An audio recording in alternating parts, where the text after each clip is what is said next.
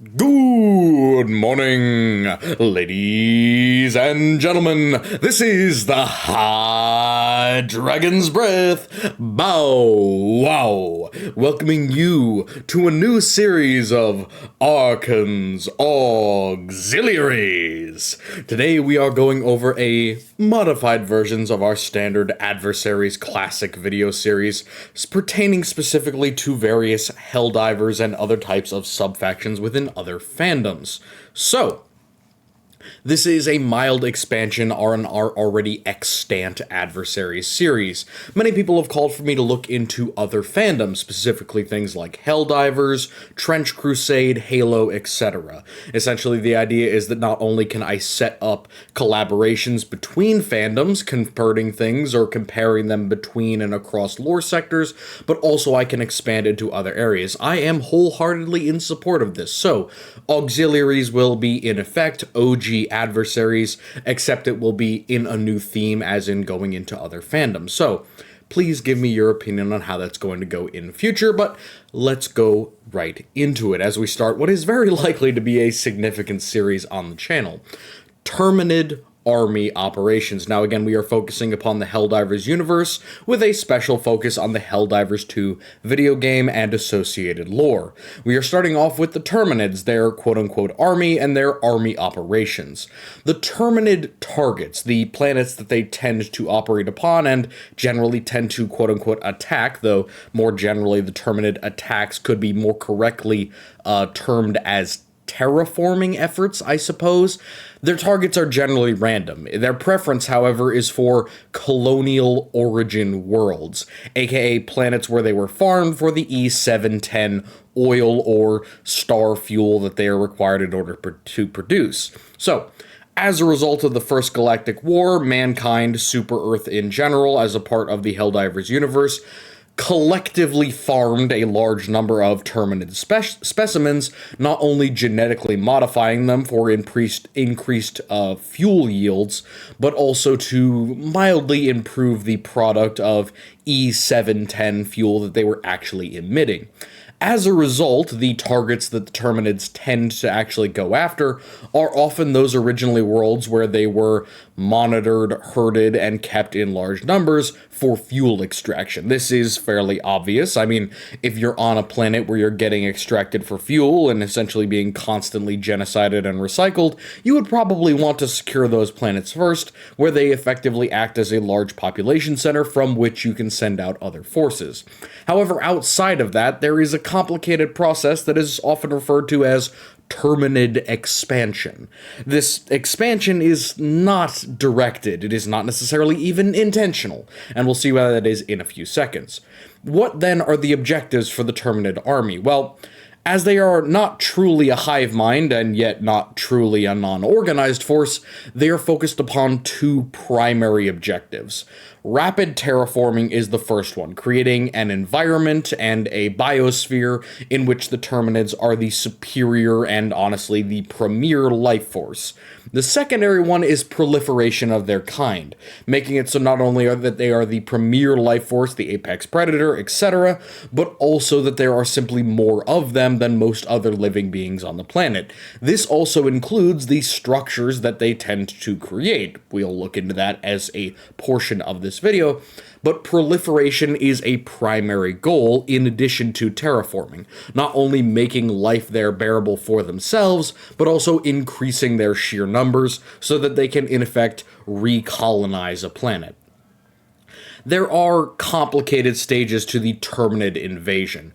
Obviously, the initial one during the First Galactic War and then the Second Galactic War was the breakout from the E710 farms. These were essentially the genetically modified, the various experiments that Super Earth had performed upon the Terminids, then turning out and expanding and breaking out of their farm enclosures and taking over the planets upon which they had been used as a resource. Now that is the initial, but the more common and honestly the more confusing one is spore proliferation.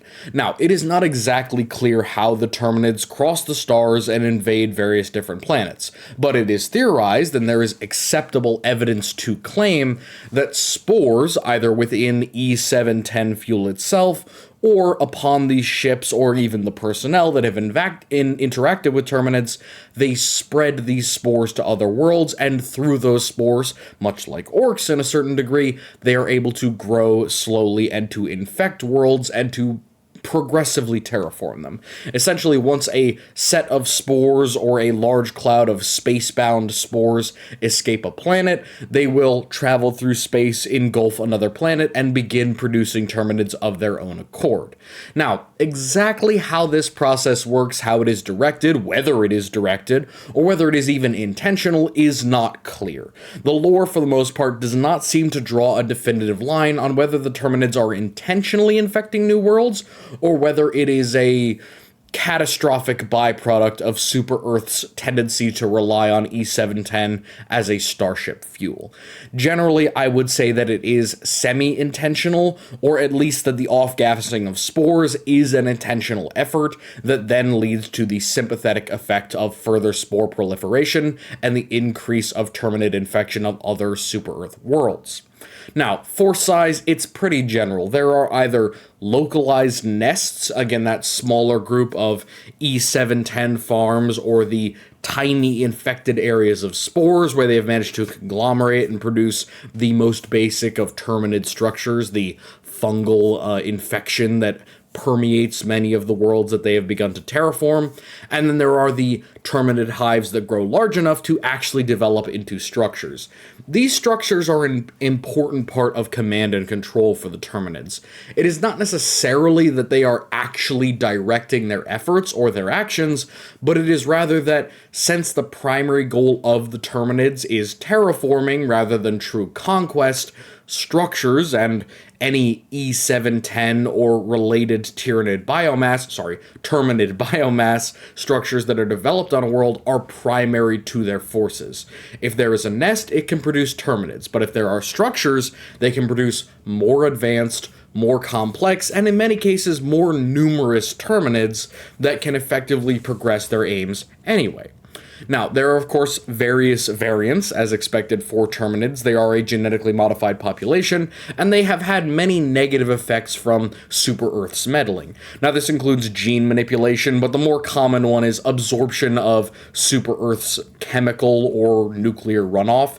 Essentially, the idea that toxic or chemical byproducts were introduced to the Terminid population, and as a result, large portions of that population have changed their genetic makeup or changed some of their organic chemistry in order to make advantage with those human byproducts. Now, naturally, you have individuals like the Predator strain. The Predator strains are essentially extremely aggressive. Arguably, you could claim that they are more veteran, or more realistically, you could claim that they are simply a degenerate byproduct of the Terminid infestation. They are far more aggressive, they are much more quick, they are more cryptic in patterning, and they are designed more like an aggressive shock force than any other group. There are the Bile Terminids, who range from regular, as in normal Bile Titans, to the toxic Bile Spewers or Bile Warriors. We'll go into them in detail, but they are essentially, again, that product of runoff rather. Essentially, Super Earth's development has released a bunch of toxic byproduct into the atmosphere or into the water supply of the E710 farms, and as a result, some of the Terminids have developed organs and processes that allow them to store this toxic material and use it as a weapon. And then finally, there are the Gloom strains. Now, the Gloom strains are a little bit more complicated. They are not necessarily a direct result of Super Earth whatsoever. Theoretically, they could be the result of their genetic modification, but it is clearly not something that was intentional. The Gloom strain are seemingly a very, very heavily sporated or spore-heavy group of Terminids.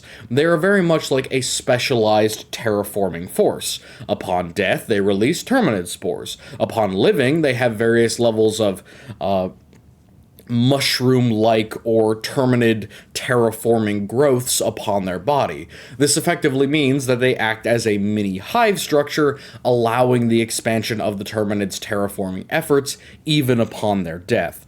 It is a little bit complicated exactly what the gloom strains are for, but since they are generally sited within the deeper echelons of infection, as in within the closer areas to the central terminid hive worlds or home worlds, it makes sense that these are some sort of advanced terraforming beast designed to significantly improve the livelihood of other terminids in a certain area.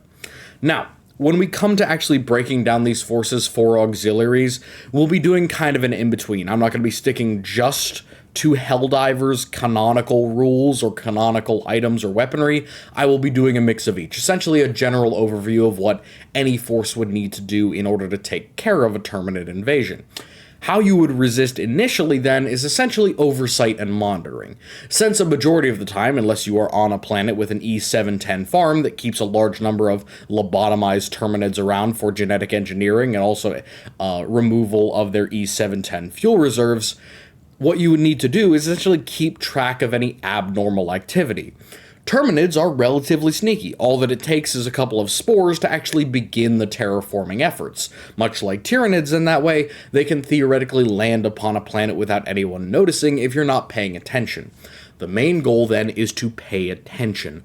Oversight and heavy monitoring, especially if you are on the edge of a Terminid-infected galaxy, having specialty troops or at least some orbital monitoring that can take care of and look into things like missing persons reports, issues with abnormal fog or smog in an area, and of course the classic example of ships come in bearing terminid fuel or terminid byproducts such as spores. They need to be taken care of, burned out, cleaned, excoriated, etc. in order to ensure that there's not going to be any terminid infection spreading within the actual planet's ecology. So that would be my initial claim. If you keep a certain amount of people simply looking out for the Terminids, you will likely be able to identify and hopefully pacify any important areas of development and terraforming before it really becomes a problem. The main goal, then, of the Terminids is proliferation.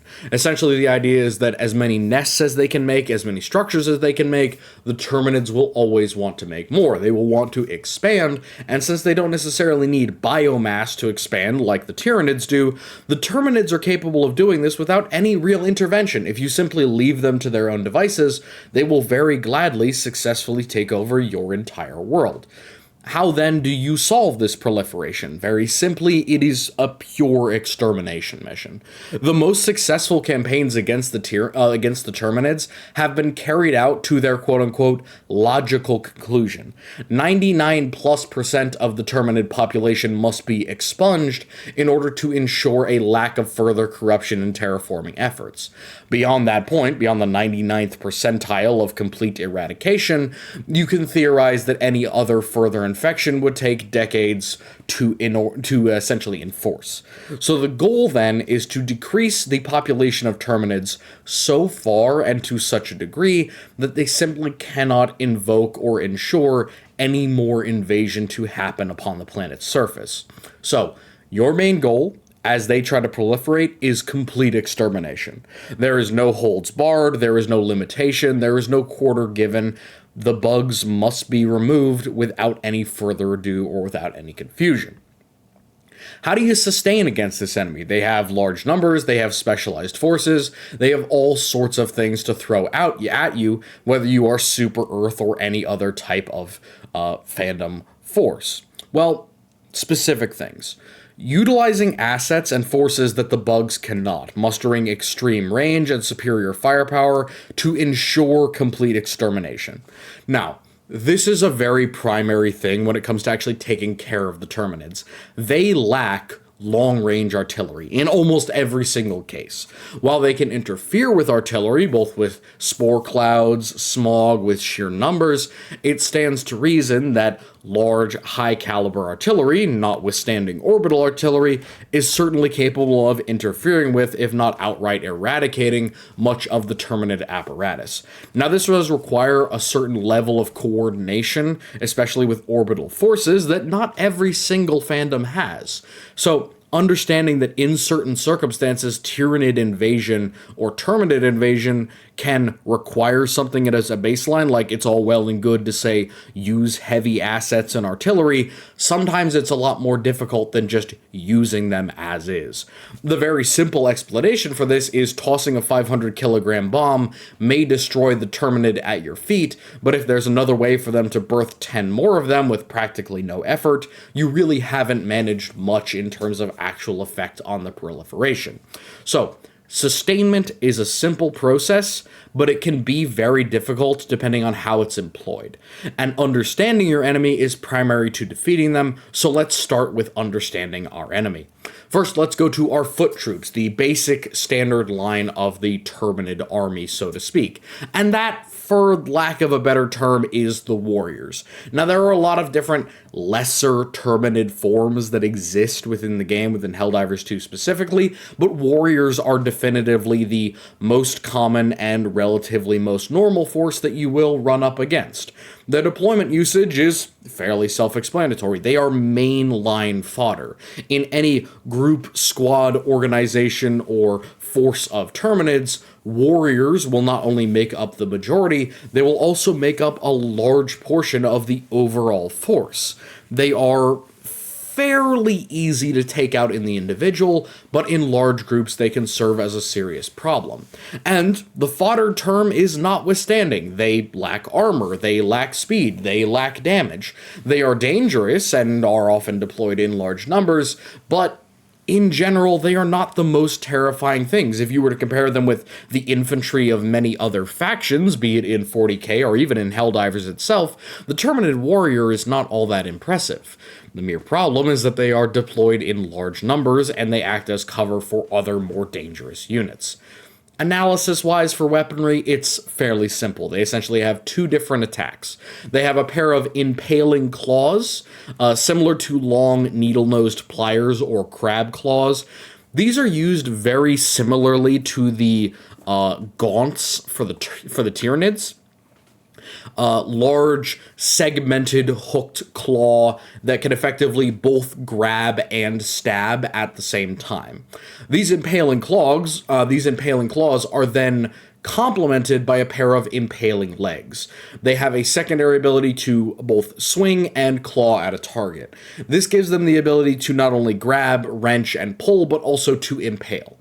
These weapons are very, very dangerous, and at close range, it gives them a firepower advantage, or at least an attack advantage over many of their enemies. That is completely discounting the actual mouths, mandibles, claws, and teeth of this creature, which, while worth mention, are not usually a primary weapon for the Terminid warrior. Tactics-wise, these are very simple creatures. They are not as hive-minded even as Tyranids. They are generally driven by simple animalistic urges. As a result, their main primary way of entering into combat is mass assault. Large numbers of Terminid warriors simply crawling along the battlefield, attacking the nearest source of noise, heat, and light.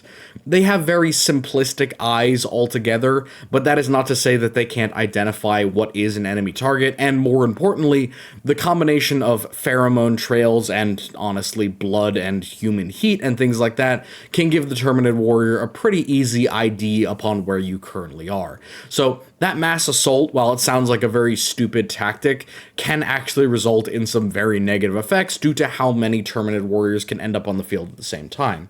The next problem, and honestly one of the primary ways that warriors get ahead of other forces such as Helldivers, is ambush.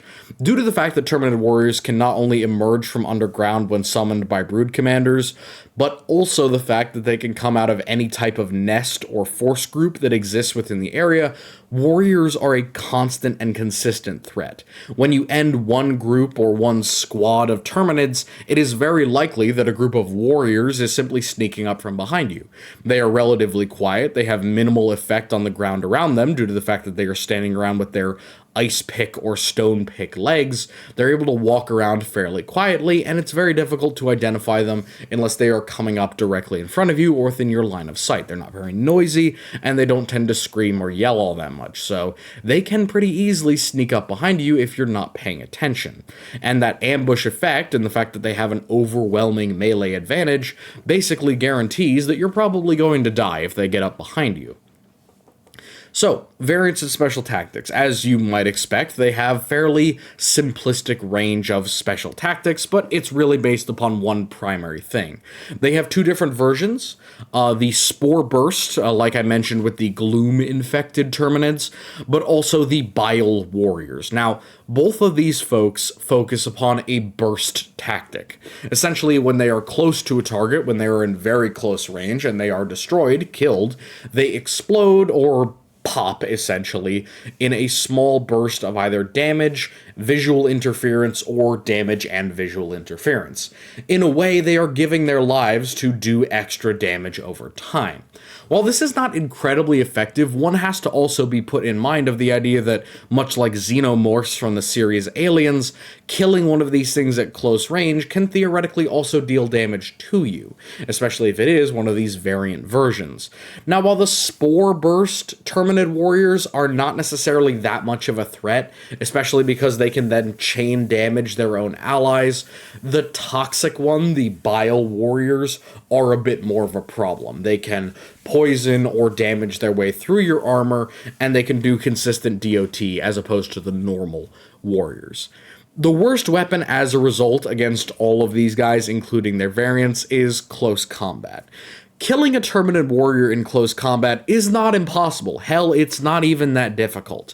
The problem is really the sheer number of enemies that they bring to bear in terms of Terminid warriors, but also the speed at which you can dispatch one of these creatures. While they're not armored against bullets per se, they are relatively tough, and they have more health than the really light units that we're going to talk about. As a result, the light melee weapons, things like hatchets, knives, close combat weapons, will struggle to reliably put down a warrior before it's able to stab you to death.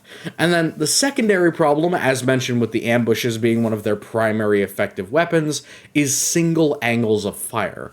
If you are playing alone, or if you are fighting alone against Terminid warriors, you are going to need to have eyes in the back of your head to effectively ensure that you are not being taken advantage of and ambushed. As a result, playing alone, or being a lone survivor against a large number of warriors, is a very much losing proposition, because they are very well known for getting behind people and managing lethal strikes without you ever realizing that they were coming. Acceptable weapons. Now, the best possible weapons against these guys are very specific, but there are a lot of acceptable weapons. High rate of fire weapons and high damage semi-automatic weapons are a perfect example of what is good against them.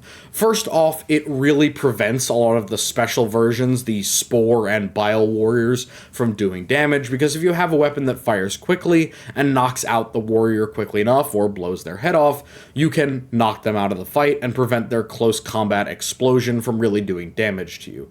Secondarily, that also applies to high damage semi-automatic weapons. Whether it be shotguns, marksman rifles, or anything of the sort, that means that Terminid warriors can really effectively be taken out by lots of primary weapons without much difficulty, which makes sense given that they are foot troops. They are meant to be deployed in large numbers as kind of fodder for other mainline units. But it is also important to note that these are acceptable weapons, they are not the best possible weapons. The best possible weapons are explosives and mixed damage or burst weapons.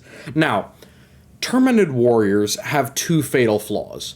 Primarily, one of them is that they are relatively slow. While they are consistent in their speed, and they are a little bit faster than the average walking speed, they are not sprinty enemies, and they do not have the ability to jump or fly, unlike a lot of other Terminids.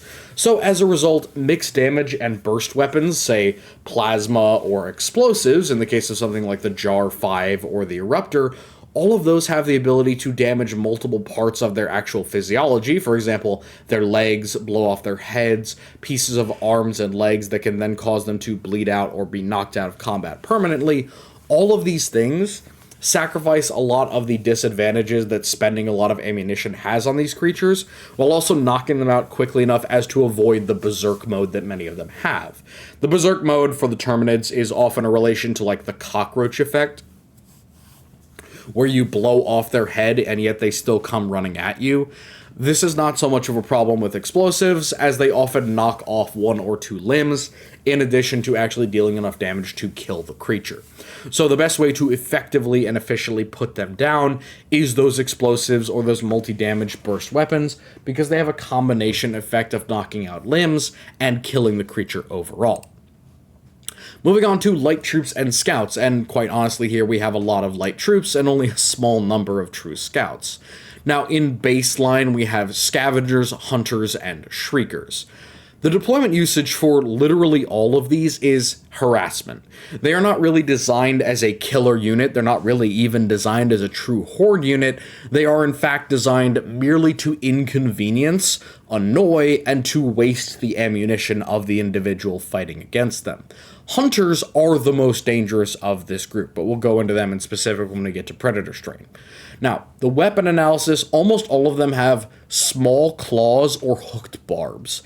The bigger ones, such as Hunters and Shriekers, have hooked barbs. These are not as powerful as the primary claws on, say, the Warrior, but they are still far more damaging than the basic tiny claws that the Scavenger or the Pouncer have.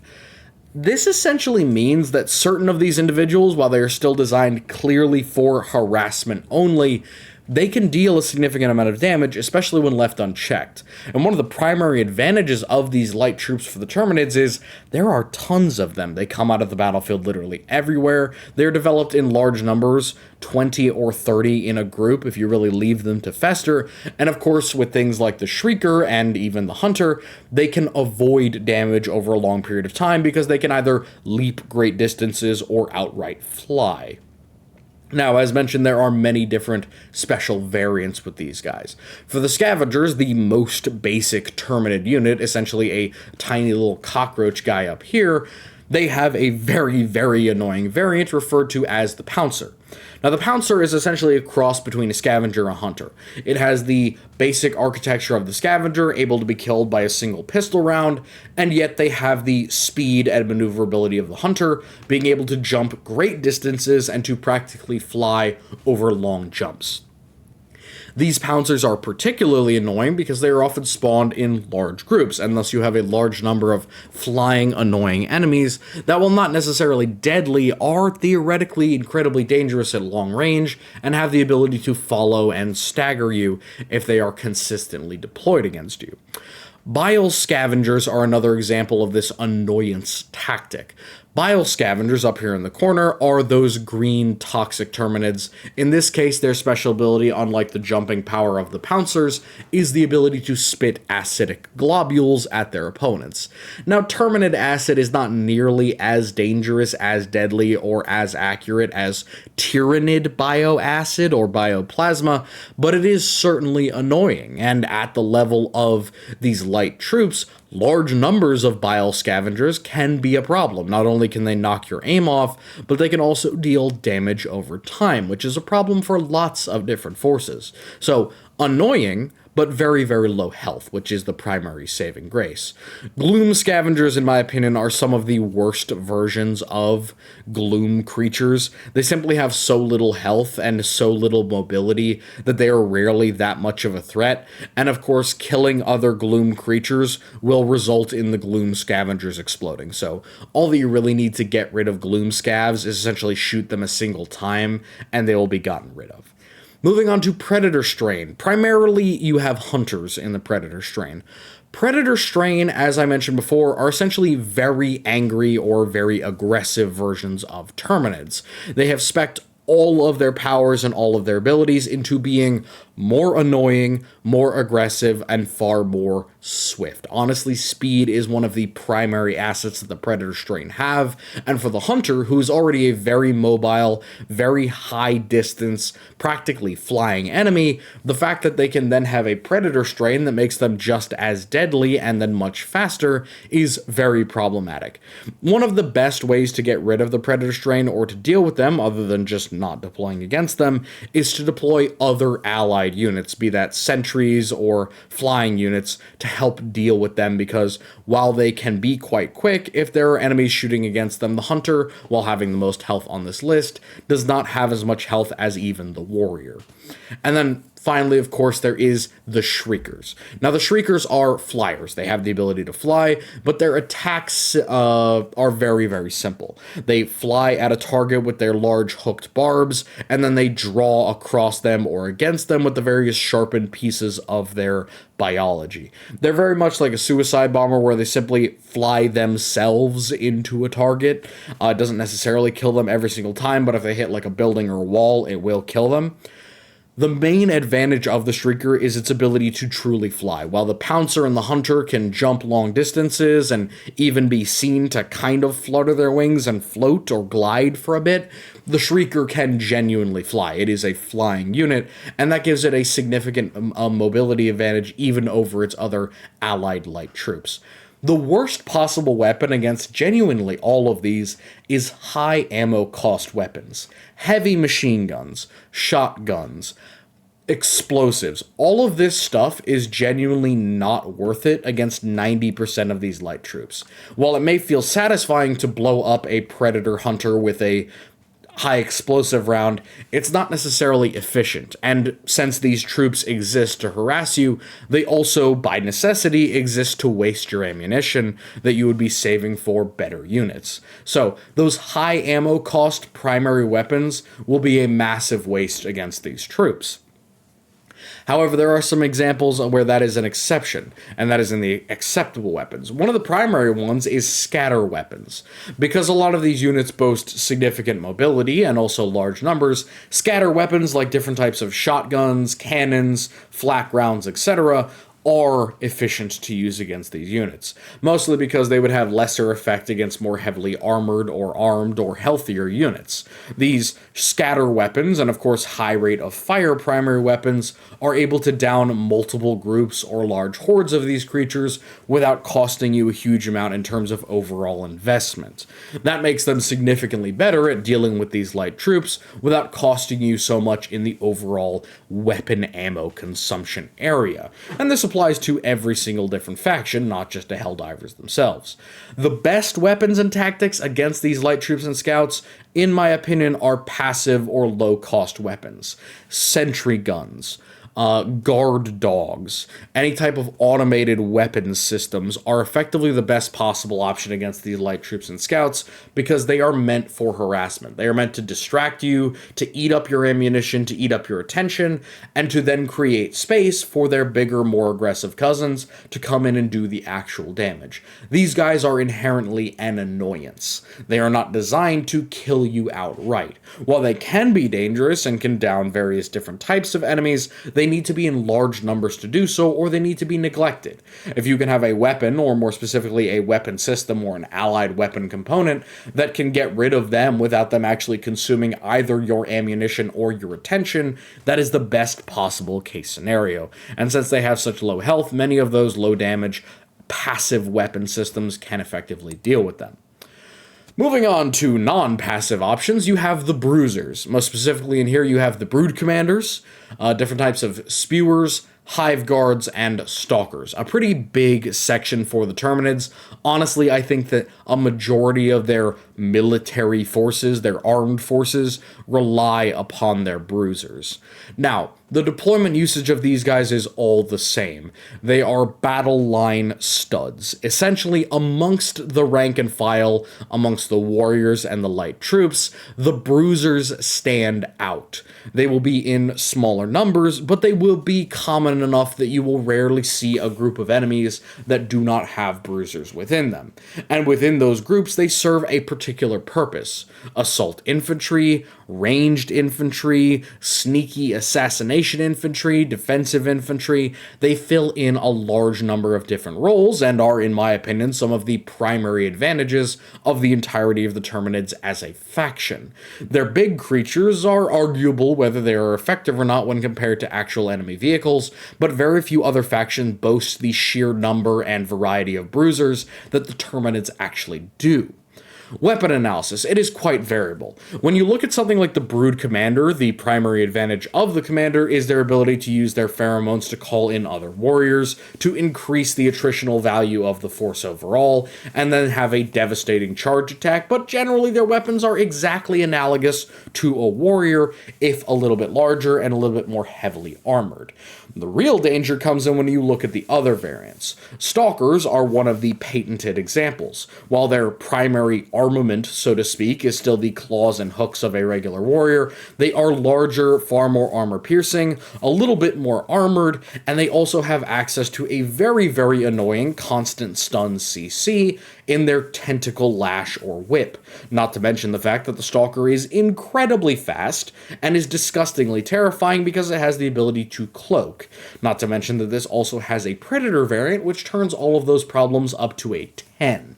Now, moving on from those folks who have more standard kits, you get to the Hive Guard. Now, Hive Guards, very interestingly enough, have a direct parallel with their equivalent namesake within the 41st millennium. The Tyranid Hive Guard and the Terminid Hive Guard have the same exact trait and the same exact goal: be walking doors or protective shields for their allies. The Hive Guard within the Helldivers universe have a very large armored head and armored talons. This gives them the ability to resist direct weapons fire in many cases. So their essential job is to protect other units and soak up ammunition. A very important role for an enemy with so much health and so much tankiness. Speaking of tankiness, you have the last type of weaponry and equipment, which is the ranged infantry, the spewers, both the Brood Spewer, which spawns other small scavengers, and the Bile Spewer, which has a longer range, more damaging acid weapon. These effectively act as the only long range and medium range ranged unit that the Terminids have. The Bile Spewer and the essentially pregnant spewer, the nursing spewer, have the ability to spray long-range acid attacks at an opponent, but they also have the ability to, much like the Starship Trooper bugs, the ability to shoot large jets of acid at a mortar-like range and angle in order to glass or spray an area with caustic fluid. While this is not incredibly accurate, it does have the ability to affect large areas with acidic damage, so it's not a terrible idea, especially if you're in a fixed siege situation where accuracy is not much of a problem. And of course, given the fact that these are battle line studs and relatively easily available, spewers are really the best and most effective ranged option that the Terminids have available, even if they do lack some subtlety, mobility, and accuracy overall. Variants and special tactics. Again, it's quite variable. You have the nursing spewers, you have the bile spewers, you have the predator strain stalkers, you have the regular stalkers.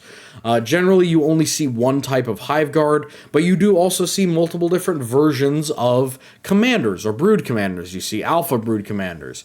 There were theoretical versions of other versions of the commander, which had different equipment or abilities. One of the primary advantages of the commander is the fact that they often go into that rage mode, even if you blow their head off. They go full cockroach and try and kill you no matter what. They will run at a target and kill you even if they are completely decapitated, which is very frustrating.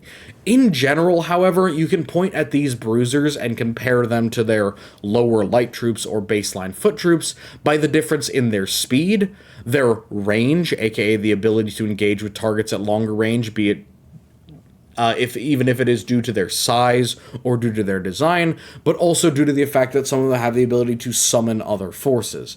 Obviously, the nursing spewers have the ability to create more forces. Brood commanders or alpha commanders have the ability to call in more full-on warriors directly from the field. And then hive guards and stalkers often come with other troops of their own, essentially as guards or as retinues to their own forces. This means that, as you might expect, these bruisers are a primary threat, and in my opinion, they are where you draw the line between regular Helldivers and Helldivers who are really prepared for the Terminids. If you can kill every single unit on the bruisers list, you really only have to worry about a couple of things when it comes to your actual combat in the game, and of course, that applies to other forces as well when we get to the comparative section of this video. The worst weapons for all of these folks, because of their armor level, is standard or light penetrating weapons. Due to the fact that they will all have heavier carapace equipment, if not being stronger, if not being tougher, if not being faster, those light penetration weapons, the ones that don't get through armor, that don't really carry a lot of punch with them, that are kind of like submachine guns, very light, very low penetration, are not good options against the bruisers. All of them will easily shrug off a majority of the damage, and many of their weak spots for the Terminids are actually quite resistant to damage overall because of their higher health.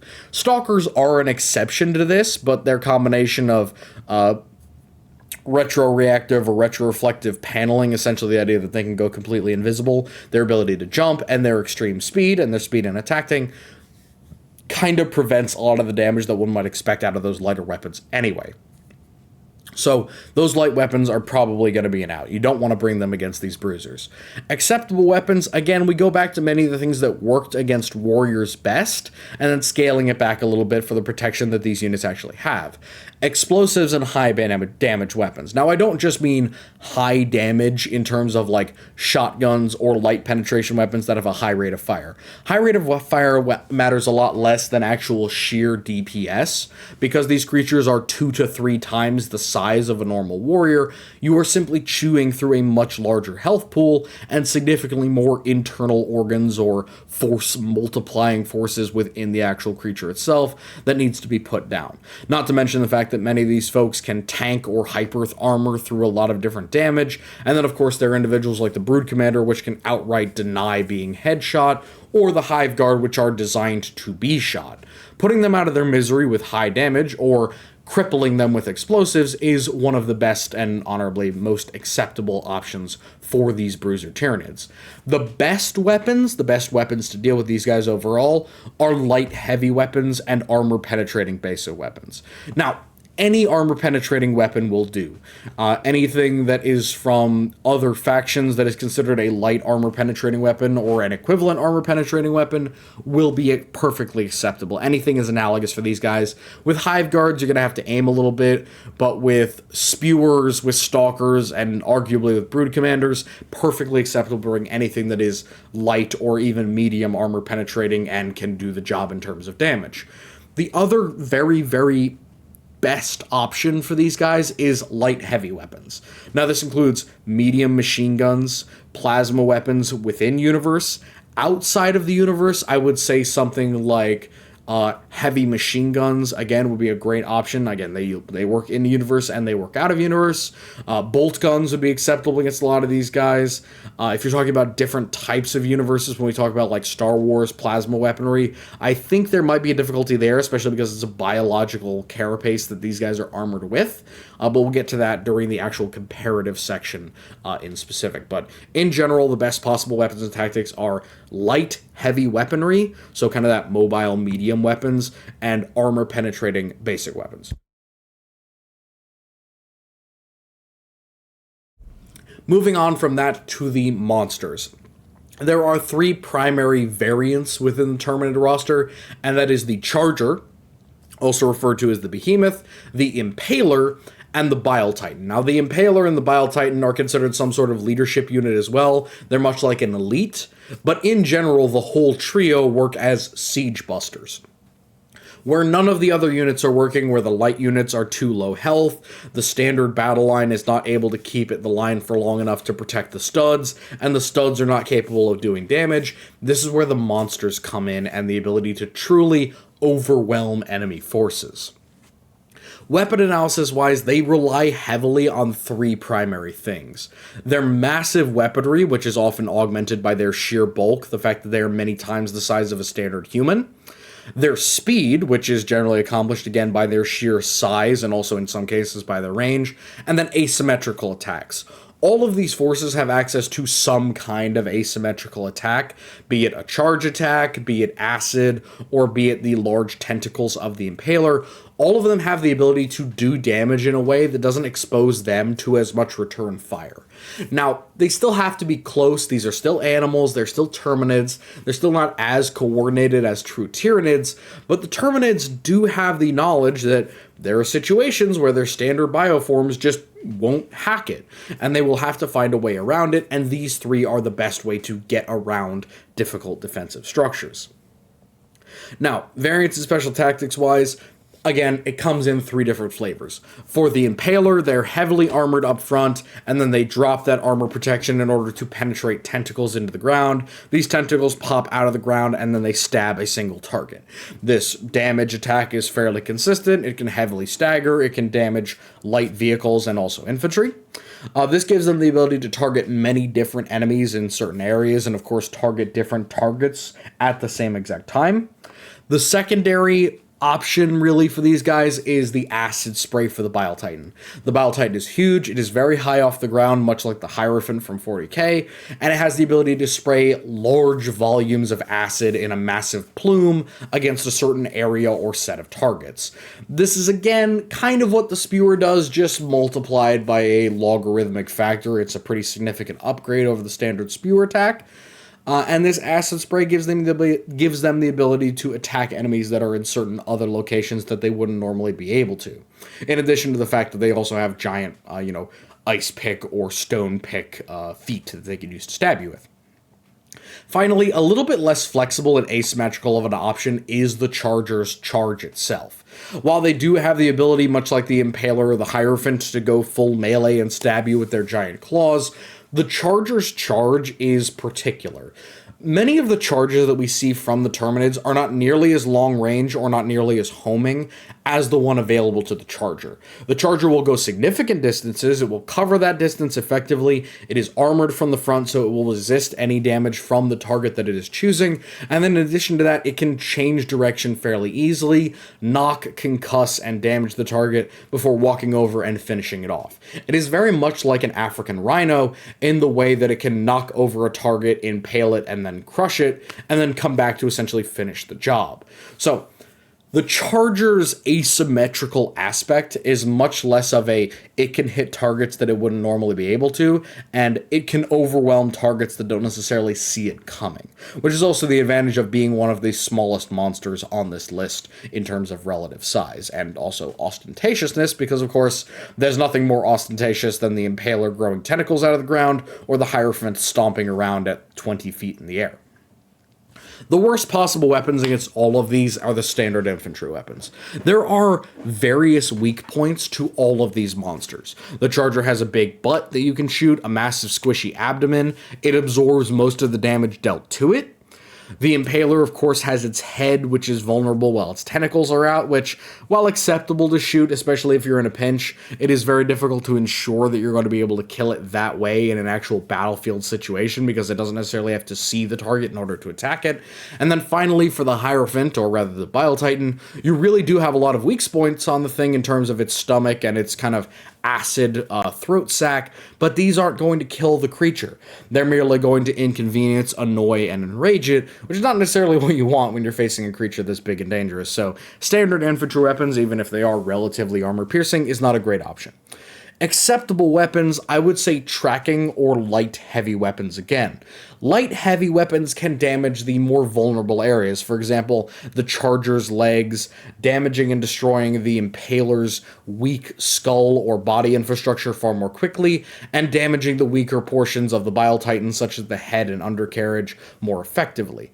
The other portion is because the Terminids are often multifaceted and have large groups together, one of the best ways to ensure that you are going to be able to knock out these monstrous creatures, rather than targeting some small innocuous creature, is tracking weapons.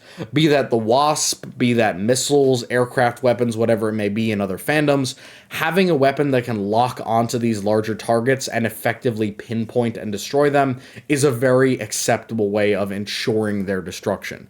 Even if it is a little bit of an overkill, these creatures are so elite and so asymmetrically effective that it is often worth it to to actually put down more effort in order to knock them out of the fight permanently.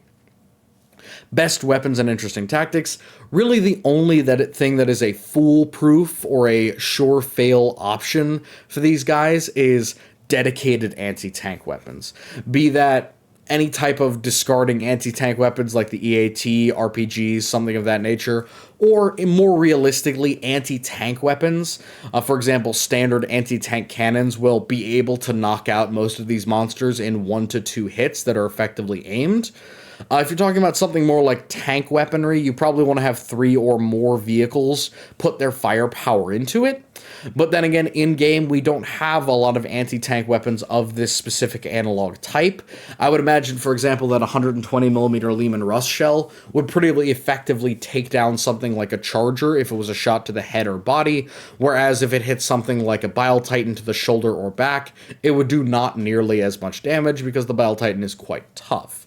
So, these dedicated anti-tank weapons are really the only effective way to efficiently remove these creatures from the field. You can argue many different types of light or even medium tracking anti-tank weapons could deal with them, and while that is true, that is from the perspective of a single, highly trained, effective infantryman, whereas if you're in an actual military situation, fighting multiple different groups of Terminids in the thousands, including large numbers of these monstrous creatures, you will want a dedicated anti-tank weapon that can effectively take them out from long range, and in my opinion, kinetic, of course, is the way to go, as Carapace is often quite resistant to laser or heat weaponry in general because it is an organic defensive measure.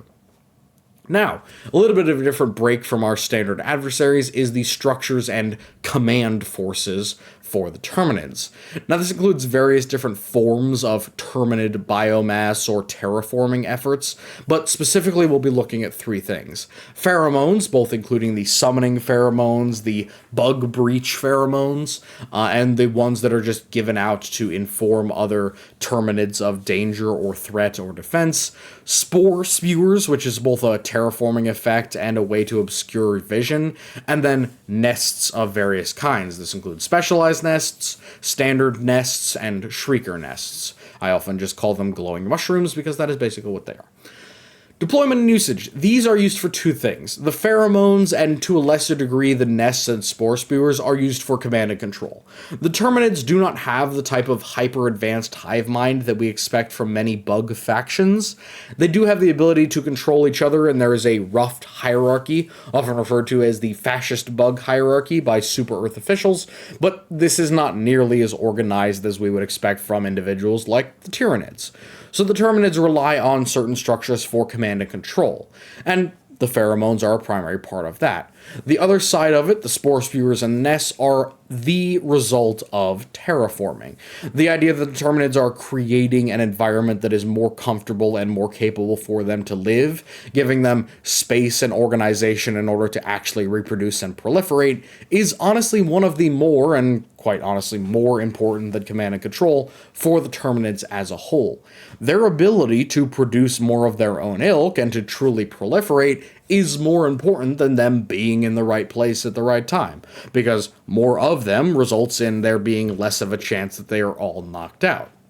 So, weapon analysis. Usually these are more defensive and reinforcing than offensive. Seeing them on the offensive, seeing nests or structures being used as an offensive asset is relatively rare because they take time to grow. They are organic as a result of the spore infection in an area, and the Terminid development and terraforming takes a certain amount of time, rendering them very much ineffective as an offensive tool. Their primary tactics are obscurement and continual reinforcement, along with special construct creation, and the minor mention of Shrieker Nest. Now, I'm going to go into that specifically as far as Shriekers are concerned. Shriekers, again, are those flying harassment units, and since the Terminids lack any heavy air units in general, the fact that they need to develop these large mushroom shrieker nests is very important, and it's an indication that they are aware of the advantage that Super Earth and other forces have as an air unit. Now, Shriekers are not good as an anti-air unit. However, for a faction that relies fairly heavily on aircraft and orbital weaponry, it is a pretty much guarantee that anti-aircraft forces, of the kind that would be able to target Shriekers, are not going to be very common within the Super Earth battlefield. Now, flat cannons, of course, would theoretically exist within other universes, but within the Helldivers universe itself, anti-aircraft is generally only going to apply to large aircraft such as Illuminate flying saucers and bot drops.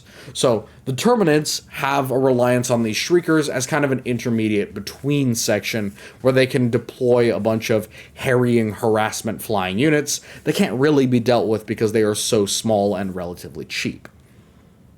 Variants of special tactics. Now, you have several different types of these nests. One of the most interesting and primary ones is specialty nests. These are generally either Shrieker nests, which we've already talked about, Stalker nests. Stalker nests are, again, the specialized type of nest you can see in the left corner there, left-hand bottom corner. They are able to spawn a lot of Stalkers. Again, Stalkers are those kind of specialty assassin units. They're quite capable of knocking out a Helldiver in 1 to 2 individual hits. They're able to go completely invisible, jump a long distance, etc. And then Bile Titan nests as well. Bile Titan nests, of course, are able to create monsters. These specialty nests gives the Terminids the ability to bring in a lot of those heavier specialized assets onto the battlefield as quickly and as often as they really need them. Then you have huddled hives. Now, the huddled hives are generally multiple different bug holes, not bug breaches, but bug holes dug into the ground. These generally required explosives in order to truly be destroyed. However, they have a relative advantage of being in large numbers and being in relatively sheltered areas. I mean, they tend to make them in between rocks, in the interior of buildings, inside of literal pylon buildings like skyscrapers and things of that nature, and also, of course, within depressions in the ground itself, giving them relative cover from things like artillery and direct explosive. They're not invulnerable to it. I mean, they're obviously still just bugs, but these huddled hives really mean that large concentrations of enemy troops can be summoned practically infinitely from the ground in certain areas. Now, while this is kind of a hatchery, it does not work infinitely, and you can knock these things out, but it is important to note that they're very rarely just a random singular bug nest in an area. They tend to cluster together. Finally, you get to reinforcement pheromones, essentially the scream or the release of gas by one Terminid life form can spray up into the air and cause a bug breach, where a bunch of bugs that existed underground, again, a la Starship Troopers, have come up and responded to the pheromone trail, much like ants, in order to find important enemies that they want to kill.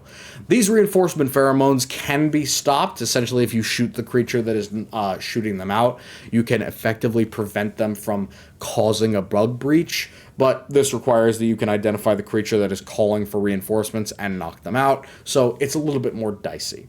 The worst weapons against all of these structures are standard infantry weapons. While it may be possible to knock out things like Shrieker nests or spore spewers, which create their clouds of noxious fumes, limiting your visibility and your ability to identify the map and identify targets and enemies, etc., it is not really a winning proposition, and you're going to have to expend a large amount of your ammunition to knock them out entirely. Not to mention that some of them are relatively armored, and though they are visible from a long distance off, it would be better to use anti-tank weapons against them than to try and empty your standard infantry weapons and hope to actually knock them out.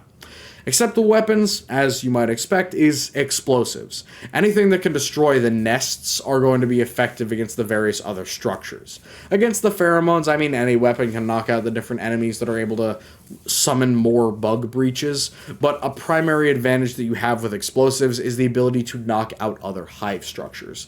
Specifically, I'm looking at bug holes and at the specialty nests.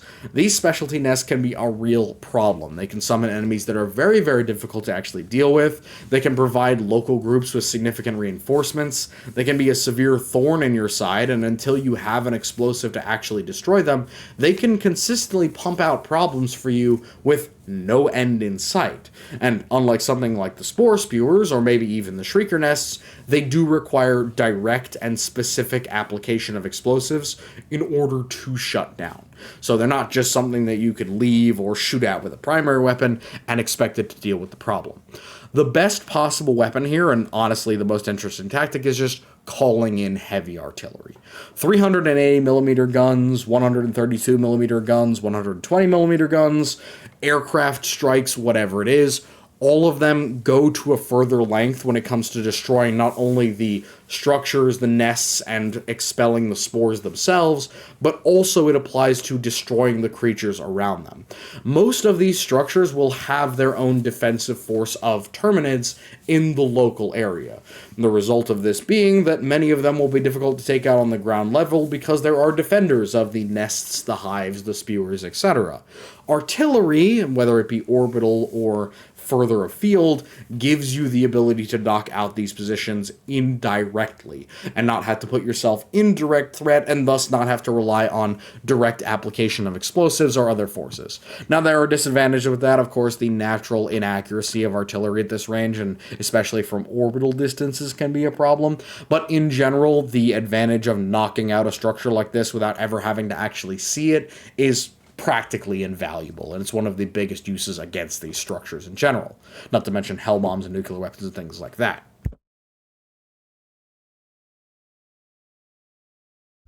Moving on to the new section of auxiliaries, we have the comparative comparison.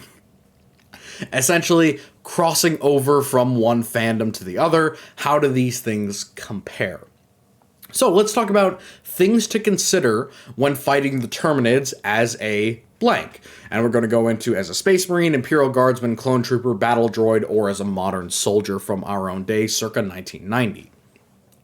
As a Space Marine, there's a really unique situation with the Terminids. There's a concern about the sweet spot Terminids. What do I mean by sweet spot? Sweet spot Terminids are those Terminids that are too tough for a standard bolter, but they are more numerous than their standard equivalent as far as Tyranids go. Now, most Tyranids tend towards being very, very small. They will have large numbers of beasts, that is true, but for every Carnifex, there are several thousand Gaunts and Termagants. And in comparison to killing a Tyrannifex or a Carnifex with a bolter, killing a Gaunt with a bolter is far more simplistic. The difference applies when it comes to those massive number of bruisers that are available to the Terminids as opposed to the Tyranids. A standard Tyranid warrior is a very different fighting partner as compared to a bile spewer or even a brood commander. These troops, these various elites, and of course the monsters that are also common within the Terminid roster, are too tough for a standard bolt gun. While a standard bolt weapon might be able to damage them or maybe even significantly wound them over time, a Space Marine will find difficulty in either knocking them out entirely with a bolt gun or in killing them in close combat. This is one of the important things, that in comparison to a lot of Tyranid bioforms, especially the medium ones like warriors, many Terminid bioforms are significantly larger and tougher. For example, bile spewers and, to a degree, chargers are still much larger than the standard Tyranid bioform, while also being significantly tougher and more common. So, Space Marines will mostly have to work out or look out for those mid-range creatures, the ones that are too tough for bolter fire, but too numerous to not really be a concern outside of their anti-tank weaponry. And of course, with the Space Marine, you also have to worry about chip damage. All of these long, hooked claws that can damage your armor, and of course more primarily the acid and other ranged weapons that are available to the Terminids that, while available to the Tyranids, are not necessarily as much of a threat because it's pretty obvious what creature has them. For the Imperial Guardsmen, the main problem that you'll run into is the flexibility of the enemy. Their tunnels and the difficulty with heavily armored bugs. Again, it's assumptive that many Imperial Guard units will have access to those heavier armor-piercing weapons, specifically autocannons and heavy bolters, maybe even multi-lasers in a certain way, would be much more helpful even than many of the standard Space Marine anti-tank weapons, because they are more focused on suppression and medium armor penetration precision than many of the las cannons or plasma guns or melta-guns utilized by Space Marines. So the Imperial Guardsman really has to worry more about the super heavily armored bugs, things like Bile Titans or like Chargers, and then they also have to worry about the flexibility of the enemy. Dealing with tunneling enemies is not particularly unique to the Guardsmen. I mean, the Tyranids have them as well, but that doesn't mean that it gets any easier, and due to the fact that many of the Terminid bioforms are inherently much larger, more aggressive, and more mobile than Tyranid bioforms, it means that they are much more of a problem in their flexibility and their ability to change tactics, such as tunneling and things like that. For the clone trooper, let's say the Umbaran veteran, one of the primary issues that you're going to run into is the enemy's stealth. Now, be this in the visual obfuscation range, things like spore clouds, digging underground, or just simply being cryptically patterned like the Stalker, clone troopers are not nearly as prepared to deal with these things as Auspex toting Imperial Guardsmen or Space Marines. While they do have the ability to theoretically detect these creatures once they identify them, there have also been plenty of instances where underground or large terrestrial living enemies are not expected and become very, very difficult to deal with for clone troopers. This is mostly because they are used to fighting things like droids, which give off a very significant and consistent source of refractive energy or of identifiable sound or visual waves for the clone. So for these more biological enemies, the clone is just going to have more difficulty. The other problem for the clone is speed and numbers. Clones generally don't have very high rate of fire weapons, and while their weapons are very high damage and quite capable in terms of range, they would have to consider the cost of ammunition when it comes to knocking out those lighter units. The issue with that also extends to the bigger enemies. The fact that even though you have a medium armor penetrating weapon in terms of the blasters for the average clone, doesn't really apply when you get to those really big, heavily armored bruisers like the Hive Guards, and also, of course, extends to the monsters. The clone trooper is likely going to have to run up against a lot of enemies that his primary blaster is simply incapable of dealing with. In that case, I mean, thermal detonators, explosives of various types, and the classic anti-tank weapons of the clone then come into play, but those are not ubiquitous amongst every single group of clones, and of course they are generally bought on a case-by-case basis. So they won't even necessarily have the ability to deal with every single type of enemy, unlike the Space Marine or the Guardsman. Battle droids have it even harder, and I am going to go into battle droids here specifically because we did a comparative on them, and I think it would be kind of funny. So, metal versus flesh. This is a big problem. Neither of these forces suffer morale in the way that we really understand it. They're not going to run away from a battle, they're not going to break ranks and flee. This comes into a problem because droids have a limitation. There's only so many of them produced and deployed to an area. Whereas Terminids can reproduce themselves and be respawned in large numbers over a significant period of time. Then there is a secondary problem. Again, battle droids suffer with many of the same problems that clone troopers would suffer with the addition of acidic enemies and death effects. Many of the atmospheric effects of Terminids would negatively affect an enemy that is made out of metal. The corrosion and the overall damage to an automated creature that doesn't have any self-preservation, say walking through acid mines or walking next to explosive acidic enemies, or ignoring a liquid damage component because it's simply not going to do anything to them because they assume it's a fleshy creature, that would cause significant and extensive chip damage to the droid over time, and it could theoretically cause significantly more losses over time as well, as more and more droids take damage from things like the acidic environment, they get spores that damage their servos, the maintenance becomes very, very heavy on them, and that simply doesn't apply to clones or other troops as much. But mindlessness does actually have a minor advantage because it means there's no loss of morale. There's no fear, there's no breaking due to army losses. All of that stuff simply doesn't apply to the battle droid, but it has its own disadvantages as well. Now, on to a little bit more of an interesting one, the modern soldier about circa 1990. Again, with a large caliber 308 battle rifle, something like a Scar H, some standard body armor, Kevlar, etc., helmet, and much more modern training. Now, circa 1990 common soldier, it's best to keep at range. And I often like to point out what is advantageous to the modern soldier as opposed to what is a problem for future soldiers. Specifically because, well, everything is a disadvantage for the modern soldier when we take into account that they're not used to facing these types of foes. It is best to keep at extreme range with the Terminids. This is mostly due to the fact that they do not have an answer to extreme range. They have some limited artillery when it comes to the bile spewers, but that is both inaccurate and theoretically negated by various types of chemical personal protective equipment. Some good old PPE or some Seaburn gear could probably protect you from a lot of the acidic effects of the Terminids.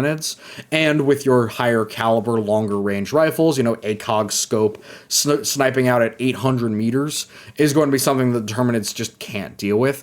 Whittling them down at extreme range and then utilizing the more advanced anti-tank weapons that were available in the 1990s. Again, an RPG-7 would take out a Bile Titan the same way that an EAT would.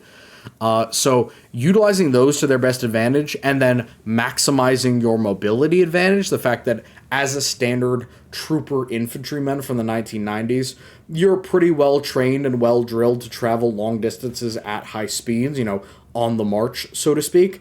If you have a particular target or goal, and be that to take out a specific area, a specific Terminid grouping or structure, you're going to be more mobile and more flexible than any other Terminid grouping, both because their hive mind effectiveness with pheromones is not as effective as, radio communication, and also due to the fact that you're more likely to be able to take out enemies at a much longer distance.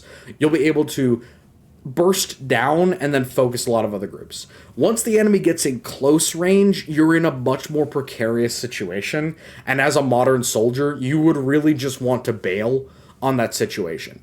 Your enemy relies on short-range melee combat in order to kill you. If you're in close range, you can probably outrun them if you just sprint in a solid retreat, and though the enemy may be numerous, they are not invulnerable to standard high-caliber rifle rounds, and if you are equipped with some much better armor-piercing rounds, again, like 308 AP is probably going to go through most of the standard Terminid armor, even for something like a Brood Commander. If you're equipped with a couple magazines of that, slap that stuff in, retreat, pull through any units that are trying to cut off your retreat, and you'll be in a much better situation to post up again on the next hilltop and defilade fire on the next group that is following you around. Not to mention the fact that the Terminids are very dumb, so things like minefields, barbed wire, L-shaped ambushes, and all that type of thing where you can engage with multiple angles against multiple enemies are a great option. Not to mention the fact that much higher explosive things like C4 and aggressive artillery support are very effective at closing bug breaches or identifying and destroying enemy structures just as much as they are with standard Helldivers. So, I hope that you guys enjoyed. I know this is a new structure of video, and I'm getting it out at the very last minute, but naturally the credit goes to Arrowhead, the other forces involved with creating Helldivers 2, to Writer Safe 9019, Murat Tazidinov, and Shai Karp, who had work on our couple of beautiful watercolors, honestly, or oil paint that I found on Reddit for the Helldivers franchise, and then also on our video cover. So, again, this is a new format of video, the kind of auxiliaries type of adversaries. I was requested several different things, to do a classic adversaries for different fandoms, to expand into different fandoms, but also to then make a comparative about them so that I can include them in more things. One of the primary questions and concerns that I had from other fellows was whether or not I could include factions that didn't exist within the 40k universe into 40k adversaries. So the idea that you could have Terminids or Super Earth or automatons facing off against Imperial Guardsmen or Space Marines. This is going to be a series on the channel, and it's going to be one of the things that I'm about to put up a vote for as to what you guys want to see, as I will be giving you several different options throughout. And of course, those folks on my Discord do have a primary decision in what we do, but your votes are also taken into account, and if I have to make more than one video at a time, I am more than happy to do so. So I would really love to hear what you guys think about this video. I would love to hear your votes about what you think about future videos, and of course, continue your hell diving, and I wish you all a lovely good night.